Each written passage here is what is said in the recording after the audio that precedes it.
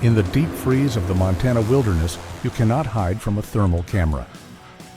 To the military drone hunting them from the sky, Jack and his loyal silver German Shepherd were nothing more than glowing red targets on a kill screen. With nowhere left to run, Jack had only seconds to attempt the impossible. He had to make them both disappear using his only remaining shield, a thin, fragile sheet of silver foil. The silence of the Bob Marshall wilderness in Montana was not empty. It was heavy, composed of the wind sighing through endless pines and the crunch of frozen snow under boots. Jack, a 42-year-old man with skin weathered by countless harsh winters, moved through the trees with a practiced rhythm. His short, messy salt and pepper hair was dusted with snowflakes, and several days of graying stubble lined his jaw. He adjusted the collar of his worn-out, heavy-duty dark brown canvas work jacket, which covered a faded red flannel shirt and durable blue jeans. He stopped to inspect a section of broken fencing, his breath forming white clouds in the biting air. Beside him stood Baron, a magnificent 5-year-old German Shepherd. The dog was large and imposing, possessing a thick coat of unique silver and gray fur that blended perfectly with the winter landscape. Baron held a calm, watchful posture, his amber eyes scanning the tree line. He was not a pet, but a partner. Suddenly, Baron froze. His ears perked forward, swiveling toward the north. A low, rumbling growl vibrated in his chest. "What is it, Baron?" Jack whispered, his hand instinctively dropping to his side. The wind shifted, carrying the acrid, chemical scent of burning aviation fuel. Jack felt a knot tighten in his stomach. He signaled the dog, and together they broke into a run, navigating the drifts with urgency. They crested a ridge and saw it. A small private transport plane had plowed into a clearing, its metal fuselage twisted among the broken timber. Smoke billowed black against the gray sky. Jack rushed to the cockpit, hoping to find survivors, but he stopped short. The pilot, a man Jack did not recognize, was slumped motionless over the controls. There was no life left to save here. Lying in the snow near the wreckage, thrown clear by the impact, was a small, rectangular object painted a bright, unnatural orange. It was a flight recorder. Jack crouched and picked it up. It felt heavy and cold in his gloved hand. Before he could decide what to do, a new sound intruded on the mountain. The rhythmic thumping of helicopter rotors beat against the air, growing louder by the second. A sleek black helicopter bearing no markings rose over the tree line, its downdraft whipping the snow into a blinding frenzy. A magnified voice boomed from a loudspeaker on the aircraft, echoing violently off the canyon walls. "Person on the ground, leave the box, walk away immediately." Jack looked up. A door on the side of the helicopter slid open, revealing a figure in tactical gear holding a rifle. This was not a rescue mission. Jack looked at Baron. The dog was already crouching, lips pulled back, ready to spring, but waiting for a command. Jack knew the terrain better than anyone. He shoved the orange box into his deep jacket pocket. With a sharp hand signal, he turned away from the clearing. "Go," Jack commanded softly. Man and dog vanished into the dense embrace of the forest just as the first warning shot cracked through the air, splintering a pine branch where they had stood seconds before. Twilight descended rapidly over the Bob Marshall wilderness, turning the vibrant white snow into a landscape of deep blues and gray shadows. The temperature plummeted with the sun, the biting cold settling into the marrow of the mountains. Jack did not stop to rest. He maintained a steady, ground-eating pace, his breath puffing in rhythmic clouds. At his heel, Baron moved like a ghost, his large paws distributing his weight effectively over the frozen crust. A new sound cut through the whistling wind, distinct and menacing. It was the high-pitched whine of electric motors, like a swarm of angry hornets. Jack skidded to a halt behind a cluster of fir trees, his eyes scanning the darkening sky. Through the gaps in the canopy, he saw it. A quadcopter drone, sleek and military-grade, hovered above the tree line. A red light blinked rhythmically on its underbelly. Jack knew exactly what it was. It was not just looking with a camera, it was hunting with thermal imaging. To that machine, the freezing forest was a canvas of cold blue, and he and Baron were blazing beacons of red and orange heat. There was no outrunning a sensor that moved at the speed of light. He scanned the immediate area, his mind racing through survival protocols. 10 yards to his left lay a massive ponderosa pine uprooted by some past storm. Its root ball formed a wall of earth, and the trunk had rotted out from the inside, creating a narrow, damp hollow. Jack unzipped his canvas jacket and reached into the internal pocket, pulling out a small, tightly folded packet. He ripped it open, revealing a sheet of thin, crinkling silver material. It was an emergency mylar blanket designed to reflect body heat. "Here, Baron," Jack whispered urgently, pointing to the hollow log. The German Shepherd hesitated for a fraction of a second, sniffing the musty, decaying wood, but the urgency in Jack's voice overrode his instinct. Baron crawled into the cramped space. Jack squeezed in beside him, the rough wood scraping against his heavy jacket. The space was tight, forcing man and dog to press together. Jack shook out the silver blanket, the material crackling loudly in the silence. He draped it over them, tucking the edges down tight against the rotting wood floor of the hollow. The silver side faced inward, creating a reflective shield. To the thermal camera above, the blanket would mirror the ambient cold of the forest, masking the warm bodies beneath. The whine of the drone grew louder, directly overhead. A beam of white light sliced through the gaps in the log, scanning the snow outside. Under the blanket, it was pitch black and stifling. Jack wrapped an arm around Baron's thick neck, burying his face in the dog's fur. He could feel the rapid thrum of Baron's heart against his own chest. Baron tensed, a low growl building in his throat as he tracked the sound of the intruder. Jack squeezed the dog's shoulder firmly, a silent command for absolute stillness. Baron fell silent, though his amber eyes remained wide open in the dark, reflecting the faint slivers of the drone's searchlight that pierced their shelter. The mechanical buzzing hovered, lingering like a predator sniffing the air. For a long minute, they were nothing more than a part of the frozen landscape. Then the pitch of the motors changed, fading as the drone banked away to scan the next sector. Jack let out a long, shaky breath, the condensed moisture trapped beneath the silver veil. They were invisible, for now. The drone had moved on, its mechanical whine fading into the distance, but the silence it left behind was fragile. Jack knew the silence would soon be broken by the crunch of boots on snow. The ground team from Viper was closing in. They were tracking the heat signature the drone had spotted earlier, or simply following the disturbed snow Jack had left behind before hiding. He needed to buy time, and in the Bob Marshall wilderness, time was purchased with deception. Jack stopped at a narrow choke point in the trail, flanked by dense brush and a steep rise. He knelt, his heavy canvas jacket stiff in the freezing air, and pulled a spool of high-test fishing line from his utility pocket. He scanned the area with a hunter's eye and selected a young, flexible lodgepole pine sapling. With gloved hands, Jack bent the sapling down. The wood groaned in protest, storing kinetic energy like a coiled spring. He secured it with a simple trigger mechanism made from carved notches in 2 sticks. Directly in the path of the sapling's recoil, he positioned a hollow, dried-out log he had dragged from the underbrush. He tied the fishing line to the trigger and ran it across the trail, burying it lightly under a dusting of fresh powder. It was a crude snare, but Jack was not trying to catch a rabbit. He was building a diversion. When tripped, the sapling would whip back with tremendous force, striking the hollow log with a sharp explosive crack that would mimic the report of a high-caliber rifle. Once the trap was set, Jack turned to Baron. The silver and gray German Shepherd watched him with amber eyes that held an intelligence far beyond simple obedience. It was time to play the oldest trick in the tracker's book. "Baron? False lead," Jack whispered, pointing sharply toward the east, where a patch of pristine snow led away from their actual destination. Baron understood. The large dog bounded forward, intentionally driving his paws deep into the crust to leave a clear, unmistakable trail. He ran for 50 yards, creating a narrative of panic and flight. Then Jack gave a low, sharp whistle. Baron stopped instantly. He turned and, with agonizing precision, began to step backward.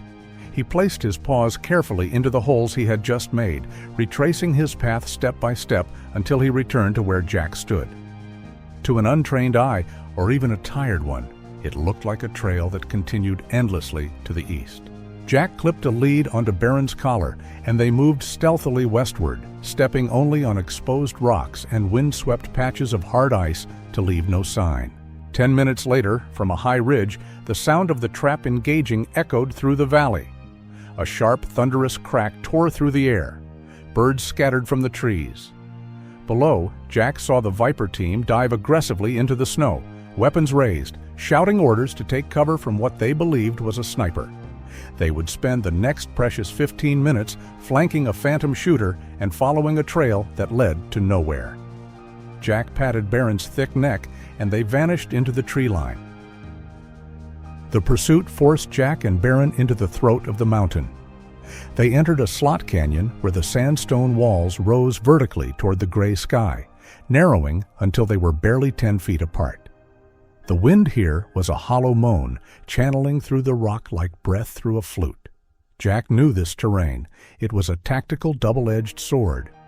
The narrow walls rendered the Viper team's drones and long-range sniper rifles useless, but it also meant there was no way out but up. Jack stopped at the base of a steep, jagged fissure that cut up the canyon wall. He could hear the Viper team entering the mouth of the canyon a few hundred yards back. The echo of their boots on the stone floor was amplified, sounding like a stampede. They were closing the net.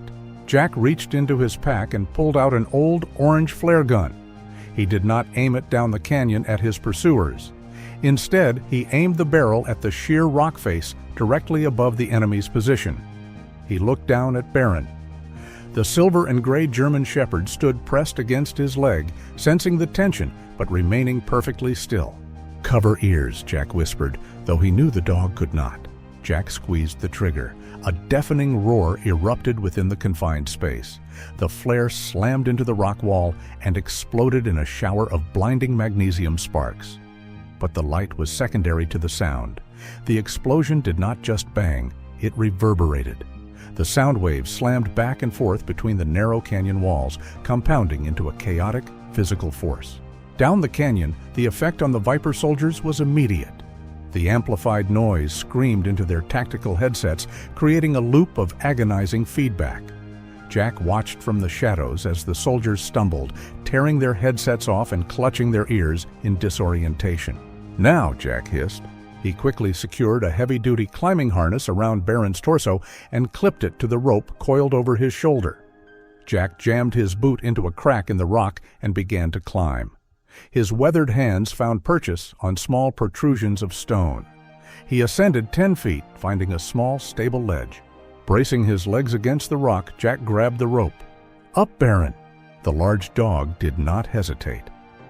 As Jack hauled on the rope, Baron scrambled up the vertical face. The dog's claws scrabbled against the sandstone, finding tiny holes that no human boot could use. It was a dance of absolute trust. Jack pulled with all his strength, the muscles in his back straining under his canvas jacket, while Baron used his powerful hind legs to drive himself upward. They crested the high ledge just as the echoes below began to fade. Jack grabbed Baron's harness and pulled him over the lip of the rock. They were breathless, hidden in the shadows of the upper rim, looking down as the confused soldiers below tried to reorient themselves, completely unaware that their quarry had just ascended into the sky. The ascent up the north face of the ridge was a brutal test of endurance. The air at this altitude was thin and bitingly cold, scorching Jack's lungs with every ragged breath. He drove his boots into the deep powder, carving a path for Baron. The silver and gray German shepherd followed in his footsteps, head low, his thick coat matted with ice, but his legs driving forward with relentless determination. They were exposed on the open slope, a sea of white, stretching endlessly upward. Jack paused to check their bearings, wiping frost from his eyebrows. That was when the sound reached them, not the wind, but the aggressive, mechanical scream of a high-performance engine. Jack spun around. Cresting the rise below them was a sleek white snowmobile, tearing up the slope with terrifying speed. The rider was clad in pristine white tactical gear, almost invisible against the snow except for the black visor of his helmet and the dark metal of the weapon strapped to his chest. It was Kane, the captain of the Viper team. Jack scrambled, urging Barron toward a cluster of rocks, but the machine was too fast. Kane cut the throttle and drifted the snowmobile sideways, spraying a fan of ice as he slid to a halt directly across their path, blocking the only route to the summit. Kane stood up on the machine, confident and imposing. He did not raise his rifle immediately. He simply stood there, the master of the high ground, looking down at the exhausted man and his dog. There was no need for words. The blockade was absolute. Jack assessed his options. He had no ammunition left to fight a firefight, and even if he did, he refused to kill. He looked past Kane, his eyes drawn to the cliffs looming directly above the soldier's position. A massive cornice of wind-packed snow hung precariously over the edge, heavy and unstable, waiting for a trigger. Jack reached into his heavy brown canvas jacket and pulled out a red emergency road flare. He struck the ignition cap. A brilliant crimson light hissed into existence, stark and violent against the monochrome world. Barron flinched but held his ground, trusting Jack implicitly. Kane raised his rifle, assuming Jack was signaling surrender or preparing to attack. But Jack did not throw the flare at the man. With a grunt of exertion, he hurled the sputtering red torch high over Kane's head. The flare arched through the gray sky, trailing smoke, and landed precisely in the center of the overhanging snow cornice. The intense heat and the sudden impact were the final straw for the unstable structure. A deep groaning sound emanated from the mountain, like the earth itself was sighing. Then the silence shattered. The cornice fractured. A massive slab of snow, weighing tons, detached from the cliff face. It did not trigger a mountain-wide avalanche, but a localized cascade, a heavy wet slough that poured down the chute like a waterfall of concrete. Kane barely had time to look up before the white torrent crashed down between him and Jack. The snow piled up instantly, burying the path and creating a dense, impenetrable wall of ice and debris nearly 10 feet high. The roar subsided as quickly as it had begun. Jack stood on the other side of the barrier, listening. He heard the muffled sound of Kane shouting in frustration and the revving of the snowmobile engine, but the soldier was trapped on the lower slope. The path was gone. "Come on, boy," Jack said, his voice raspy. He placed a hand on Barron's flank. The dog looked back at the wall of snow one last time, then turned to follow Jack toward the safety of the ridgeline. The sun began to crest over the jagged peaks of the Bob Marshall Wilderness, painting the snow-covered world in soft hues of violet and gold. It was the kind of sunrise that usually signaled the start of a long workday. But for Jack, it marked the end of the longest night of his life. Jack stumbled out of the tree line, his legs moving more from muscle memory than strength. His breath wheezed in his chest, a rattle of exhaustion that matched the heaviness in his limbs. Beside him, Barron moved with a slow, deliberate gait. The 5-year-old German shepherd, usually so imposing with his thick coat of silver and gray fur, looked weary. His head was low, but his amber eyes remained alert, scanning the clearing ahead. There, standing stark against the white backdrop, was the Border Ranger Station. But it was not empty. Several dark SUVs were parked in a semicircle, their engines idling, sending plumes of white exhaust into the frigid air. Men in windbreakers emblazoned with FBI letters stood talking to the local sheriff. Jack reached into his pocket and felt the cold, hard surface of the orange flight recorder. The SOS signal he had triggered from the device hours ago had done its job. The cavalry had arrived. As for the Viper team, they were gone. Like ghosts, the mercenaries had vanished the moment they realized the authorities were involved. They were professionals who fought for profit, not for ideology, and they had no interest in a standoff with federal agents. The mountain was silent again, save for the wind.